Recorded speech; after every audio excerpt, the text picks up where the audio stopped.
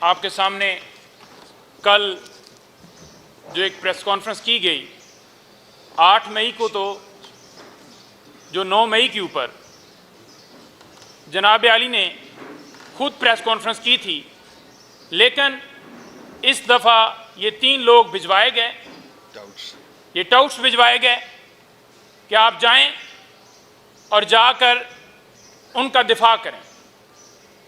دیکھیں لیٹر کے اندر کیا تھا، یہ معاملہ کہاں سے شروع ہوا؟ یہ معاملہ شروع ہوا ہے کہ جب لوگوں کے گھروں میں، ان کے بیڈ رومز میں کیمرے لگائے جا رہے تھے، ان کی ریکارڈنگز کی جا رہی تھی، ان کے فون ٹیپ کیے جا رہے تھے، تو اس کے اوپر اسلام آباد ہائی کورٹ میں یہ معاملہ آیا۔ بشرا بی بی صاحبہ اور ان کے وکیل ہیں لطیف کھوسا صاحب، ان کی فون کی ٹیپنگ کی گئی، ریکارڈنگ کی گئی، جو کہ ایک، جیسے کہ ابو ذر بھائی نے بتایا ہے کہ پرائیویسی کے اوپر یہ حملہ ہے۔ ان حملوں کو روکنے کے لیے، کسی کی پرائیویسی میں مداخلت کرنے کو روکنے کے لیے ہم نے ہائی کورٹ سے رجوع کیا تھا، تو اس میں ان کو ناگہار بات گزری کہ جناب ہمیں کیوں بلا لیا گیا ہے، کیونکہ وہاں I B, I S I, F I A, P T A اور تمام یہ پارٹیاں تھیں۔ تو جب ان سے بلا کر یہ کہا گیا، پوچھا گیا کہ آپ بتائیں کہ کس لاء کے تحت آپ یہ ریکارڈنگ کرتے ہیں، سرویلنس کرتے ہیں، کیا طریقہ کار ہے کہ آپ ان کو ریکارڈ کر کے اور پھر کسی کو بلیک میل کرتے ہیں، کیسے وہ اپلوڈ ہوتی ہیں، کہاں سے یہ ڈیٹا آتا ہے، کون سا قانون آپ کو اس کی اجازت دیتا ہے؟ تو اس کے اوپر انہوں نے جسٹس بابر ستار کو یہ کہا کہ آپ اس معاملے سے پیچھے ہٹ جائیں۔ تو پھر جسٹس بابر ستار نے یہ خط لکھا چیف جسٹس اسلام آباد ہائی کورٹ کو، انہوں نے کہا کہ مجھے جو ہے پیچھے ہٹنے کا یہ کہا گیا۔ تو اس کے اوپر آ کر وہ کیا بات کرتے ہیں وہ میں آپ کے سامنے رکھنا چاہتا ہوں جی۔ وہ کہتے ہیں جی کہ خط لکھنے کا مقصد کوئی مداخلت نہیں ہے۔ یہ میں ان 3 لوگوں کی بات کر رہا ہوں جن کا رؤوف صاحب نے کہا ہے کہ ہم مناسب نہیں سمجھتے کہ ان کا نام بھی لیں، کہ خط لکھنے کا مقصد کوئی مداخلت نہیں ہے۔ بھائی آپ کون ہوتے ہیں؟ کیا آپ جج ہیں؟ کیا آپ سے پوچھا گیا ہے کہ آپ بتائیں؟ آپ کس طرح یہ کہہ سکتے ہیں کہ خط لکھنے کا مقصد جو ہے مداخلت نہیں ہے؟ یہاں پر اعلیٰ عدلیہ کھڑی ہو گئی ہے، تو اگر آپ محب وطن پاکستانی ہیں تو آپ کو ایسے جملے بولنا آپ کو شرم نہیں آ رہا؟ پھر دوسرے ریمارکس دیتے ہیں جناب، وہ کہتے ہیں جی کہ خط کا غلط تاثر دیا جا رہا ہے۔ تو میں نے پہلے اس کا جواب دے دیا ہے، تو اس کا بھی یہی جواب ہے کہ تاثر جو ہے آپ نہیں ڈیسائیڈ کرنے والے۔ اچھا جی، کہا جا رہا ہے جی کہ آج کل تاثر یہ ہے کہ عدلیہ اور انتظامیہ کے درمیان تعلقات خراب ہیں جی۔ پہلی بات تو یہ ہے کہ یہاں پر جو بات ہو رہی ہے وہ اداروں کی آزادی کی بات ہو رہی ہے۔ ہمارا آئین پاکستان یہ کہتا ہے کہ تمام ادارے اپنی حدود میں رہیں۔ یہاں پر یہ نہیں ہو رہا کہ کسی کی آپس میں کوئی مخالفت ہے یا کوئی جو ادارہ ہے اس کے انڈر عدلیہ آتی ہے۔ عدلیہ کا اپنا کام ہے، آپ عدلیہ کے کام میں مداخلت نہیں کر سکتے۔ وہ کہہ رہے ہیں کہ آپ مداخلت بند کریں، آپ کہہ رہے ہیں کہ یہ نہیں، یہ تو کہہ رہے ہیں کہ لڑائی ہو رہی ہے۔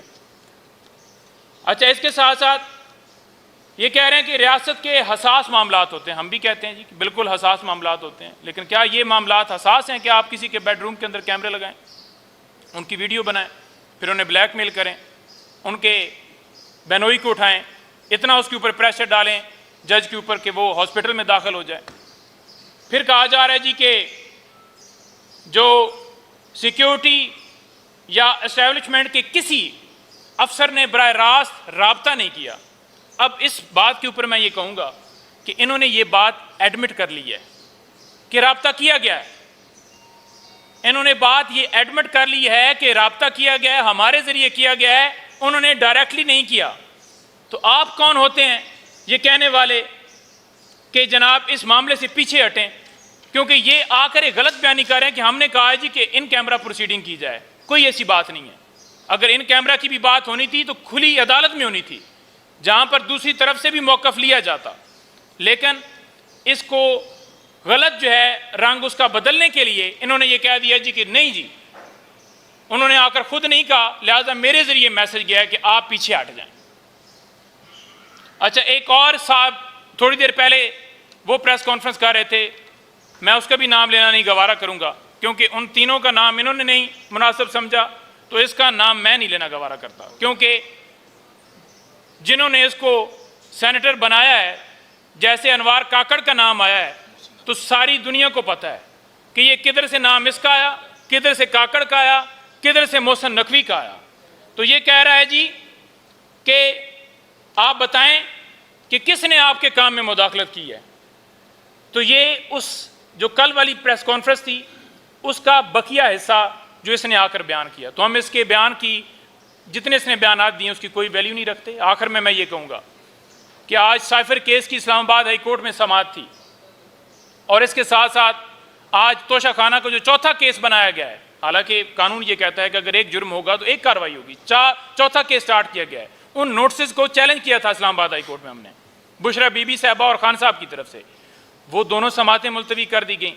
عدت کیس میں وکیل بھاگ گیا، القادر ٹرسٹ کیس میں سیکیورٹی بہانہ کر کے سماعت ملتوی کر دی۔ یہ صرف اور صرف کیسز کو لٹکایا جا رہا ہے۔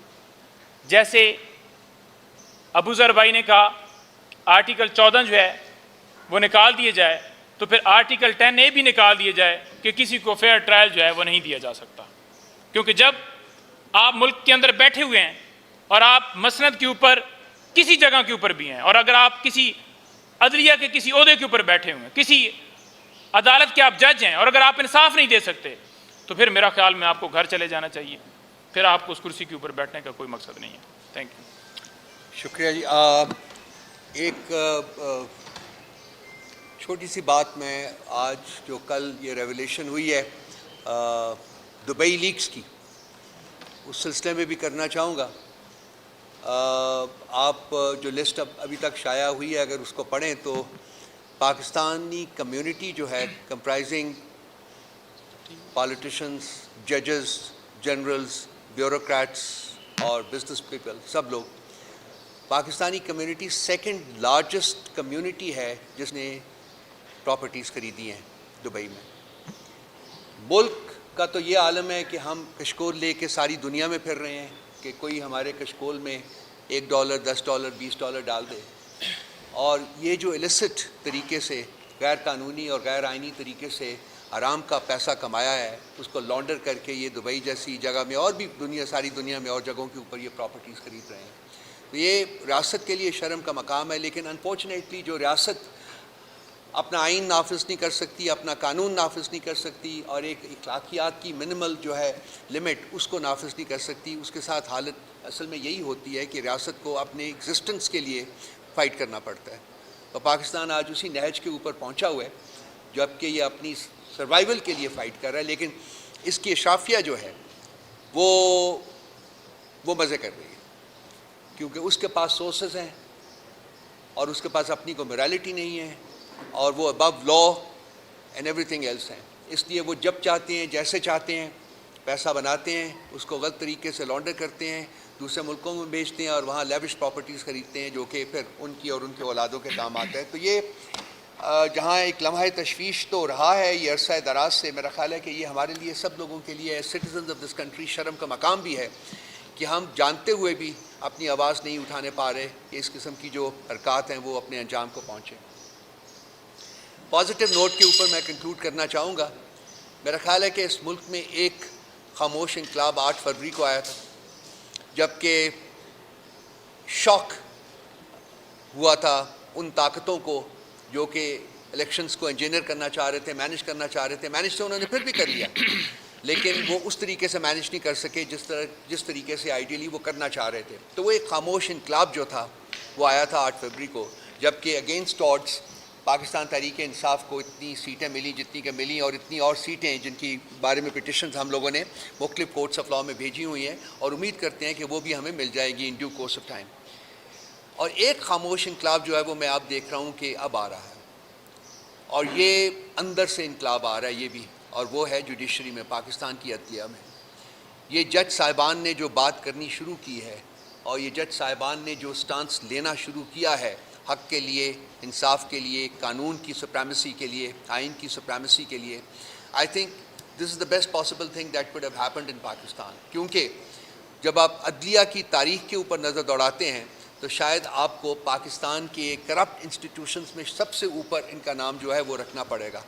یہی وہ لوگ ہیں جنہوں نے کہ چاروں مارشل لاز کو لیجیٹیمائز کیا تھا تھرو ڈاکٹرن آف نیسیسٹی, اور یہی وہ لوگ ہیں جن کے بارے میں کتابیں لکھی گئی ہیں کہ کس طریقے سے جسٹس کو ڈی ریل کیا گیا ہے.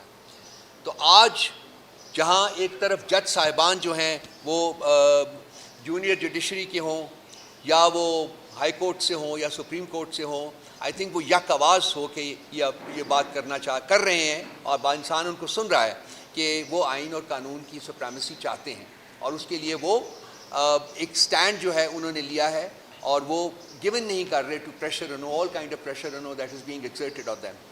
وہیں اس کے ساتھ ساتھ ہم یہ بھی دیکھ رہے ہیں کہ اس سپریم کورٹ کو جو ہیڈ کرتا ہے شخص, قاضی فائز عیسیٰ اپنے آپ کو کہتا ہے, وہ اس انصاف کے راستے میں ایک دیوار بنا ہوا ہے.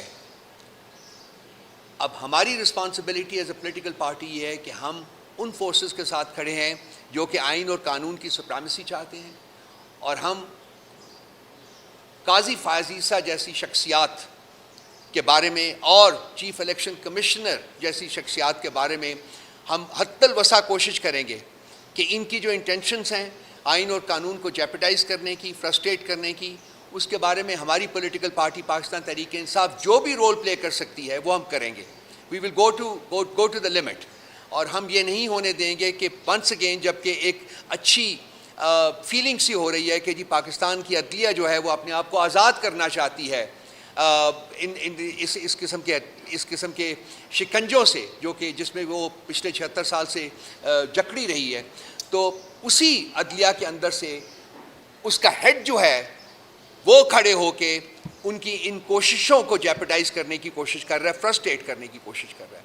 تو ہماری تمام تر سپورٹ, تمام تر ہمدردیاں ان تمام جج صاحبان کے ساتھ ہیں جو کہ پاکستان میں آئین اور قانون کی سپریمیسی چاہتے ہیں, اور ہم اسٹرانگسٹ پاسبل ٹرمز میں کرٹیسائز کرتے ہیں قاضی فائز عیسیٰ جیسے ججز کا کانڈکٹ اور چیف الیکشن کمشنر جیسے اشخاص کا کانڈکٹ جو ہے وہ رہا ہے, اور ہم ان کو ارج کرتے ہیں کہ وہ انصاف کے راستے سے ہٹ جائیں.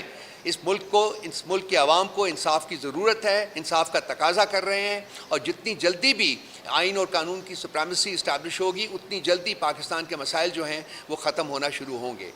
تو پازیٹیو نوٹ یہ ہے کہ ایک خاموش انقلاب جو ہے وہ اس ملک میں برپا ہو چکا ہوا ہے, اب آنے والے وقت کے ساتھ ساتھ اس نے پھیلنا ہے, اور ہماری رسپانسبلٹی یہ ہے کہ ہم اس پھیلنے میں اس کی مدد کریں, اس کو سپورٹ کریں اور اس کو انکریج کریں. بہت شکریہ آپ کا جی. کوئی سوالات اگر ہوں تو حاضر ہیں جی. بیل کا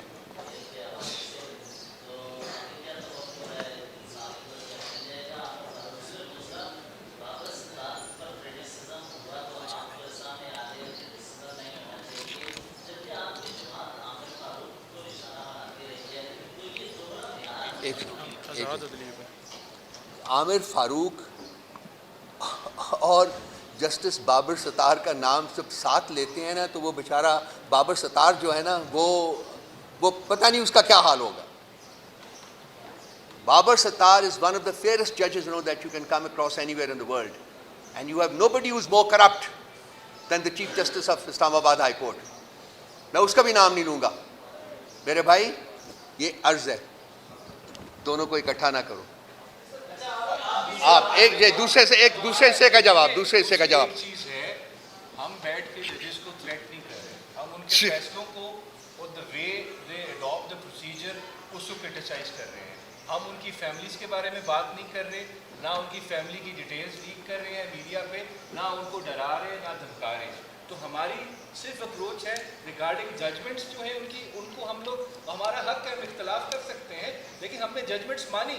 ہمیں بلے والے جو سمپل گیا اس سے بھی اختلاف ہے, ہم سمجھتے ہیں وہ بہت بری ججمنٹ ہے, لیکن ہم نے مانا اس ججمنٹ کو. لیکن حق تو ہے ہمارا کرٹیسائز کرنے کا, ہم وہ کرٹیسائز کر سکتے ہیں, لیکن ہم کسی ایک سیکنڈ بھائی, ایک سیکنڈ. اس سے پہلے ہاتھ کھڑا کیا ہو. اب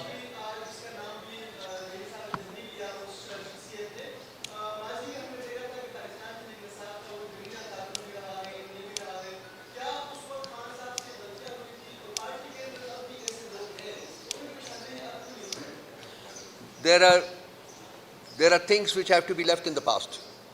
آگے بڑھنا ہوتا ہے.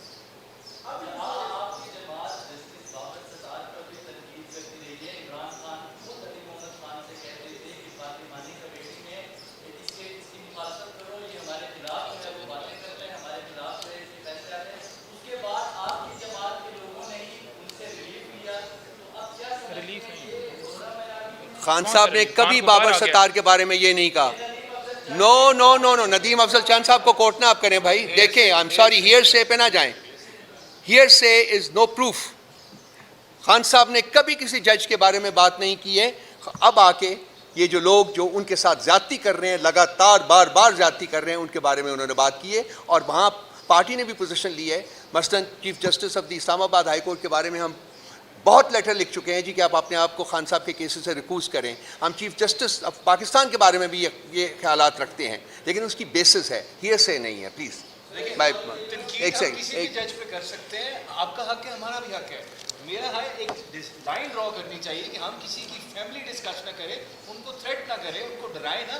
دیر از اے ڈفرنس. کرٹیسزم ضرور کریں کیونکہ وہ جمہوریت کا حسن ہے, لیکن پرسنل اٹیکس مگر ان کی اور ان کی فیملی کی ڈیٹیلز لیک کون کر سکتا ہے؟ سب سے بڑا سوال یہ ہے. اور باقی پاکستان کے اداروں کے پاس تو کوئی ایسی طاقت نہیں ہے, کوئی ایسا میکنزم نہیں ہے, کوئی ایسا اکوپمنٹ نہیں ہے کہ وہ ان کی فیملی کی لیکس جو ہیں ان کو ریلیز کر سکے. کس نے کیا ہے یہ سوچنے والا ہے. اس کے بارے میں سوچئے گا.